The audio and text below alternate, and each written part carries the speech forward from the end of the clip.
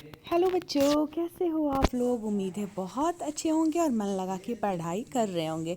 तो अभी तो एक बार फिर से कोविड की वजह से स्कूल बंद हो गया है, तो ऐसे में आप लोगों का पढ़ाई जो है बहुत ज़्यादा डिस्टर्ब हो रहा है। तो मैं सोची हूँ कि क्यों ना फिर से आप लोगों के लिए ऑनलाइन क्लास में स्टार्ट करूँ। तो हम लोग क्लास 4 के हिंदी के चैप्टर 9 तक कंप्लीट कर लिए थे। चैप्टर 10 बचा हुआ था और हम लोग सारे क्लास का कर रहे हैं, सिर्फ क्लास 4 का या 5 का ही नहीं, क्लास 3 से लेकर हम लोग क्लास 12 तक का करेंगे। तो 3 बुद्धिमान चैप्टर आज हम लोग पढ़ेंगे। क्लास 4 बिहार बोर्ड के बच्चों के लिए है। गोपी, हरि और देव नगदाहा गांव के निवासी हैं। वे काम की तलाश में जयपुर नगर की ओर जा रहे थे। इस समय वे नगर से थोड़ी ही दूर पर थे। पहला दृश्य जो दिखाया जाएगा इसमें, उसमें एक लड़का है जिसका नाम गोपी है, एक हरि है, और ये लोग देव नगदाहा गांव के निवासी थे। और जैसे नौकरी की तलाश में लोग यहाँ से वहाँ जाते हैं ना, तो ये लोग नौकरी की तलाश में, काम की तलाश में जयपुर नगर की ओर जा रहे थे। जो इस समय वे लोग नगर से थोड़ी ही दूरी पर थे। गोपी बोलता है, मित्रों, हम गांव से इतनी दूर आ गए हैं लेकिन अभी तक कोई काम नहीं मिला। अब आपस में ये लोग बात करते हुए जा रहे हैं, तो गोपी बोलता है कि अपने दोस्तों से कि हम लोग गांव से इतनी दूरी पर तो आ गए लेकिन अभी तक हम लोगों को कोई काम जो है नहीं मिला है। तो हरि बोलता है कि हाँ, 1 सप्ताह पहले हम घर से निकले थे, अगर काम नहीं मिला तो हम सब अब क्या करेंगे। आपस में ये लोग बात कर रहे हैं। देव बोलता है, घबराओ मत, हम तीनों जयपुर के राजा के पास जाएंगे, वे हमें कुछ न कुछ काम जरूर दे देंगे। फिर गोपी बोलता है, लेकिन राज दरबार तक पहुंचना कोई सरल काम नहीं है, और सच में राज दरबार तक मतलब आसानी से नहीं पहुंचा जा सकता है, मुश्किल काम है। तो ये बोलता है, हरि बोलता, अरे यह देखो, एक ऊँट इधर से कुछ देर पहले गया था, जमीन पर उसके पैर के निशान दिखाई दे रहे हैं। देव बोला, चलो चलते हैं, इसको ध्यान से देखो, यात्रा में थकावट भी नहीं होगी और थोड़ा मनोरंजन भी हो जाएगा। अब ये लोग ऊँट का पैर देखने लगते हैं और जैसे जैसे निशान बना हुआ था वैसे वैसे जाने लगते हैं, और ये लोग सोचते हैं कि यात्रा में थकावट भी नहीं होगी और मनोरंजन जो है वो भी हम लोगों का हो जाएगा।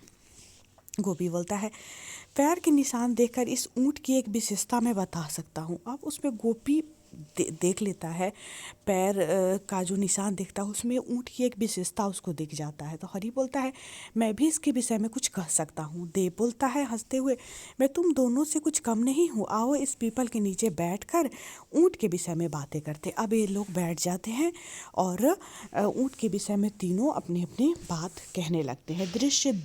दृश्य 1 हम लोग देख लिए, दृश्य 2 है जिसमें तीनों जो है पेड़ के नीचे बैठ जाते हैं। दूर से एक व्यक्ति जो है भागता हुआ आ रहा था, मतलब एकदम परेशान भागता हुआ। देव बोलता है, उधर देखो, एक आदमी हमारी ओर आ रहा है, लगता है उसकी कोई मूल्यवान वस्तु खो गई है जिसे वह ढूंढ रहा है। एक आदमी को देखता है देव कि वह बहुत दौड़ता हुआ इन लोगों की तरफ आ रहा है। ऐसा लग रहा था जैसे उसका कुछ बहुत ही महंगा मूल्यवान चीज़ खो गया है जिसकी वजह से वो परेशान है।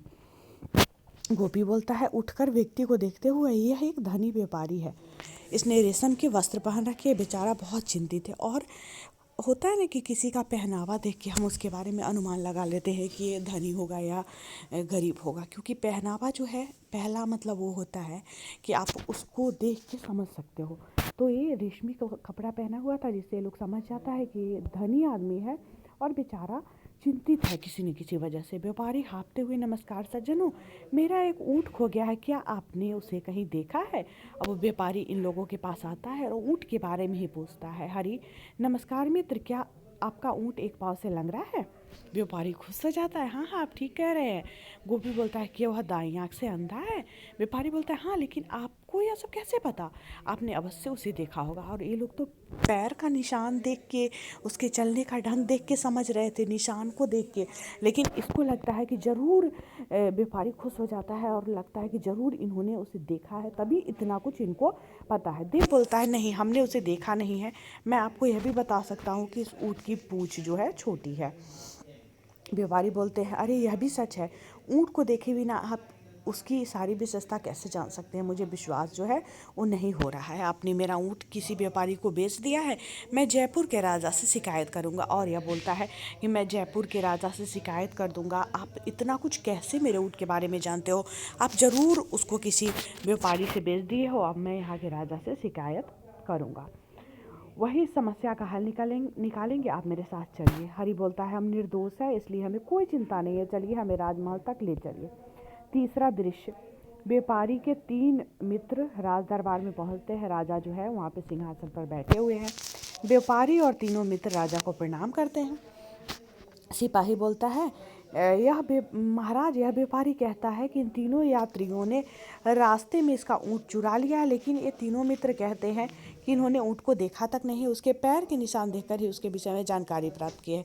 और ये सही बोल रहा था, ये लोग ऊँट को नहीं देखा था, लेकिन उसके पैर के निशान को देखकर ही उसके बारे में जानकारी प्राप्त की थी। राजा मुस्कुराते हैं, यह तो बहुत रोचक घटना है, ऊँट को देखकर बिना उसकी विशेषता कैसे ज्ञात हो सकती है? राजा को बड़ा आश्चर्य लगता है कि ऐसा कैसे हो सकता है।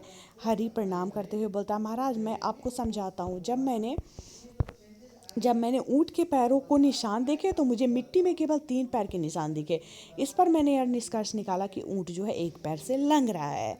राजा ताली बजाते, वाह तुम तो बहुत बुद्धिमान हो। गोपी की ओर देखते हुए, अब तुम बताओ कि तुमने क्या देखा? गोपी राजा को प्रणाम करते हुए, महाराज मैंने देखा कि ऊँट की बाईं ओर लगे पैरों से पत्तों को खाया था, उसने दाईं ओर लगे पत्तों को छुआ तक नहीं था। वह देखता है कि दाईं ओर जितने भी पत्ते लगे हैं उसको उसने छुआ तक नहीं है और बाईं ओर लगे पत्तों को खा गया है। इससे मैं इस निष्कर्ष पर पहुंचा हूँ कि वह ऊँट जो है दाईं आँख से अंधा है। राजा बहुत खुश हो जाते हैं, प्रसन्न हो जाते हैं। तुम भी बहुत चतुर हो देव, अब तुम्हारी बारी। देव बोलता है प्रणाम करते हुए, महाराज मैंने ऊँट के पैरों के निशान के पास रक्त की छोटी छोटी बूंदें देखी। मुझे अंदाजा था कि उसके एक पैर में घाव है और उस घाव से ही खून की बूंदें गिरी है। मक्खियों को पूंछ से नहीं भगा पाने के कारण उसके घाव जो है ठीक नहीं हो रहे। और यह बताता है कि मतलब उसकी पूंछ छोटी है, इस बात से समझता है कि अगर उसकी पूंछ होती तो मक्खियों को उस पूंछ से भगाता और उसकी घाव जो है ठीक हो जाती, वह पूंछ से उन्हें उड़ा देता। तो महाराज मैं इस निष्कर्ष पर पहुंचा हूँ कि ऊँट की पूंछ छोटी है। राजा तुम तीनों की बातें सुनकर मुझे विश्वास हो गया कि तुमने ऊँट को न तो देखा है न ही चुराया है, तुम बहुत बुद्धिमान हो।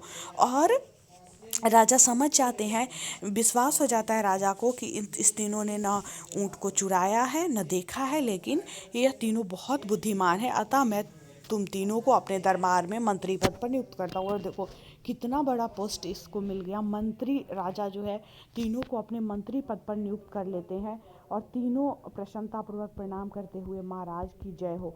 तो इसे ही कहते हैं, अगर आपके पास बुद्धि विवेक है तो आप इस तरह का वो करके समझो कि इतने बुद्धि के बल पे ही ये राजा के दरबार में मंत्री पद पर नियुक्त हो गया। तो हमेशा अपने बुद्धि का इस्तेमाल करना चाहिए।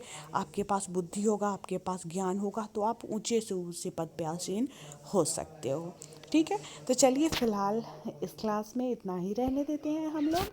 आप लोगों से मेरा एक रिक्वेस्ट है कि आप लोग कोविड से बच के रहिएगा और बाहर बिना काम का नहीं निकलिएगा। जब बहुत ज़रूरी हो तभी आप बाहर निकलिएगा, क्योंकि स्कूल भी बंद है, आपको स्कूल भी नहीं जाना है, कोचिंग भी बंद है, कोचिंग भी नहीं जाना है। तो फिर ऐसे में अगर आप घर से बाहर निकलेंगे बिना बेवजह तो फिर आप कोविड से संक्रमित हो सकते हैं, और अगर आप संक्रमित होंगे तो फिर आप अपने परिवार को भी संक्रमित कर सकते हैं। तो ऐसे में कोविड से बच के रहिए, मास्क का यूज़ करिए, अगर बाहर निकलते हैं तो बाहर से आने के बाद सैनिटाइज़र का यूज़ करिए, या बहुत मजबूरी में निकलना पड़ता है तो अपने पास सैनिटाइज़र भी रखिए, मास्क भी लगाइए। इस तरह से आप खुद भी सुरक्षित रहेंगे और अपने परिवार को भी सुरक्षित रख पाएंगे। तो चलिए, मैं उम्मीद करती हूँ कि आप लोग मेरे बात पे अमल करेंगे और अपना और अपने पूरे परिवार का, अपने दोस्तों का, सबका ख्याल रखेंगे, क्योंकि अगर आप अच्छे हो तो फिर आपका पूरा परिवार खुश है। ठीक है, तो मैं उम्मीद करती हूँ कि आप लोग इसका क्वेश्चन आंसर करने का प्रयास करेंगे खुद से। अगर आपसे नहीं होगा तो फिर मैं करवाऊँगी। और इसके अलावा और भी अगर कोई सब्जेक्ट आप पढ़ना चाहते हो, कोई भी टॉपिक अगर आप जानना चाह रहे हो, समझना चाह रहे हो, तो आप नीचे कमेंट में लिखिएगा। मैं कोशिश करूँगी कि उस चीज़ का वीडियो बना दूँ आप लोगों के लिए, मतलब उस चीज़ का क्लास मैं ले लूँ। तो इसके लिए आप लोगों को कमेंट करना होगा, और जो भी आपके दोस्त होंगे उन दोस्तों के बीच शेयर भी करिएगा, ताकि आपके दोस्त भी इसका लाभ उठा पाए, इस कोरोना काल में अपनी पढ़ाई पूरी कर पाए, और आप लोगों की पढ़ाई किसी भी तरह से बाधित नहीं हो। ये मेरा वो रहेगा, प्रयास रहेगा कि मैं कंटिन्यू आप लोगों को क्लास करवाऊँ। इधर मैं थोड़ा सा बीमार हो गई थी, जिसकी वजह से लंबे टाइम तक आप लोगों का क्लास मैं नहीं करवा पाई, इसके लिए सॉरी। तो चलिए मिलते हैं फिर नेक्स्ट क्लास में, तब तक के लिए बाय बाय।